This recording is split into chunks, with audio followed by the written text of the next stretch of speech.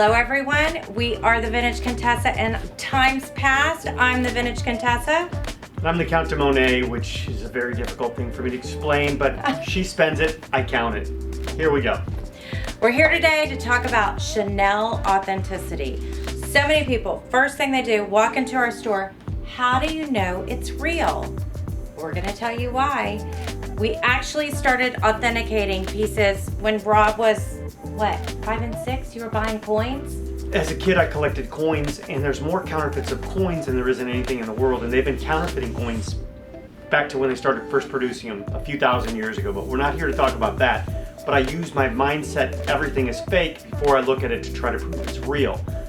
So I'm a little goofy, and I always smell the bags. And a nice original Chanel bag or any high-end bag has a great smell of leather to it. The fakes, the real easy fakes, will smell like plastic or chemicals or this or that, but that can be a not so good way of knowing if it's real or not, because sometimes if we buy bags out of Asia, a lot of the people smoke a lot there, so sometimes they can smell like cigarettes and that can throw you a curveball. But I smell it. Then I look at the overall bag, and Chanel bags are perfect. The way the diamonds go down the bag, they continue, everything they do is perfect. If there's ever a flaw, a stitch is out of the way or something, unless it was damaged, Chanel would never release it. Everything is perfect. They're French. They're cuckoo crazy. Perfection is French. The hardware the same way. The hardware, when it's made in France, if the bag's made in France, they have a little hallmark stamped on it. The hardware is gold plated.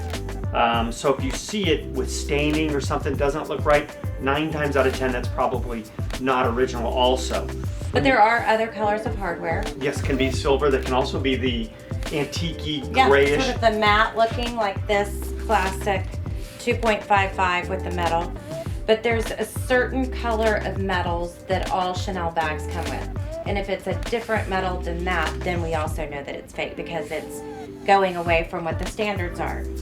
And also the way the C's overlap, the right-hand C overlaps on the left, and then on the bottom, the left overlaps the right. The metals, everything needs to be nice and done neatly and correctly. Not oversized metal, not undersized metal. Then when you pop open on the inside, on one side it'll say Chanel, the other side will say Paris. They always use flathead screws. They don't use Phillips. I think in the newest new bags they use a star screw, but that's on certain limited edition. As a general rule though, it's always a flathead, not a Phillips head screw. Then when you open up the inside, you have the quilting of the CCs. And the way they stitch here, it's crazy. Sometimes 8, 9, 10 stitches per inch. Super fine. The fake ones may have 4 or 5 stitches per inch. Then again, perfection. A stitch out of the place or this or that, unless the bag has been repaired by somebody, Chanel is perfect. Then you look at the heat stamp of where the logo is stamped on it. The spacing of the letters is all the same. There won't be like the end where half of the print didn't come through. The registered hallmark always has to be perfect. The made in France below, even if it's made in Italy, will be centered. One more time, perfection, it's French. They make great wines, great handbags.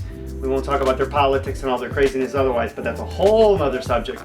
Then on the inside, you have the card. They make fake cards, but since the early 80s, they started putting a stamp on the inside, a serial number on the inside lower corner of the bag, and we'll zoom in later and show you that. And over the years, it's developed into, in around 2000, they made it into a hologram because it's easy to counterfeit a sticker. Then they put a hologram in there to try and change it up. Then they also made it with crisscross X's on it so that if you tried peeling it, it would separate and all these crazy things. The counterfeiters on the really good counterfeits will try to do everything that the real bag has, but you just got to be a detective. Then you look at the leather on the chain. The early bags only had a metal chain. Later on, they put leather in it. It's perfect, it's sewn, it's stitched, it's not glued together. The earlier bag had a just metal chain. Then you look around the overall shape of the bag. Is the bag nice and symmetrical? The diamonds are equal on both sides? Do they keep continuing through? This bag here we're looking at is probably a 30-year-old bag, and that shows the quality of a Chanel bag, that at 30 years old, it's still a presentable, fashionable bag for today. I mean, I would carry it even. I mean, it's crazy how they do things. And then we also show here how the pocket matches up. Another thing to consider is that the card is not the end-all be-all that the bag is authentic. We do sell bags that do not have cards that we guarantee the authenticity of, but 9.9 out of 10 of the bags that we sell also have the hologram inside of the bag. Another thing, it's the smoothness of this leather in here. Coco Chanel was actually raised in a convent, and they say that part of the reason that this has the burgundy on the interior is because it was the color of the cloaks of the nuns who raised her. Some people also say that there were different pockets in the bag for her to store her notes to her lovers. All of these are kind of myth. We don't know for sure what the story is, but we do know what we're looking for when we're looking for the authenticity. And it doesn't just stop with bags, it also continues with the jewelry and with the markings. And as Rob was mentioning, the serial numbers, they did an amazing job.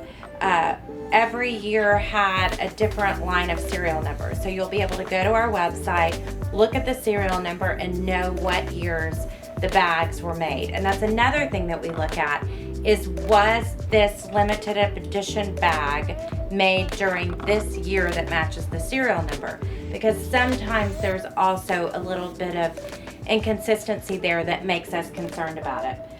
And the bags from made in Italy versus made in France, there's a little difference of the style of the hardware on them sometimes, but for sure the difference is in the serial numbers.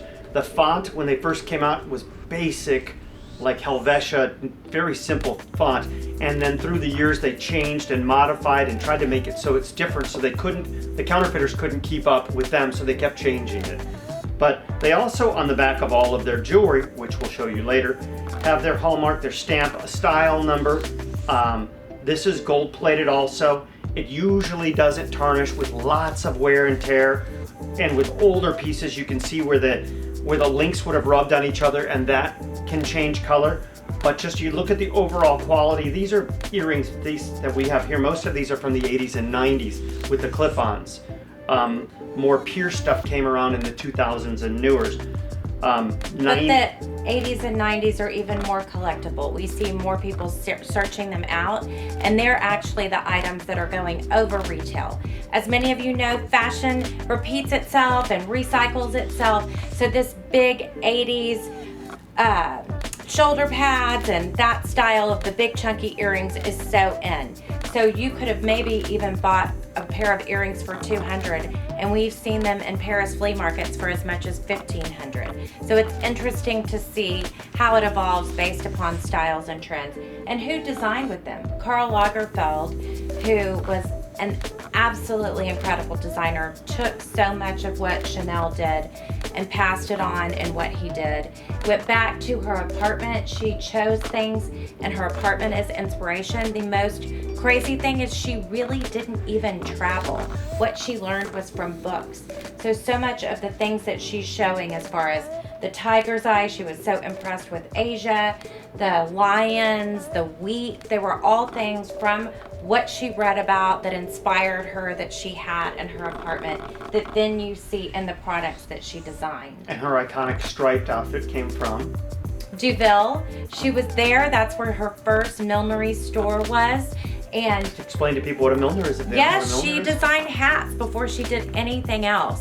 And it was on the coast outside of Paris. It was, in essence, the Hamptons of New York, for Deauville and Trouville were in Paris.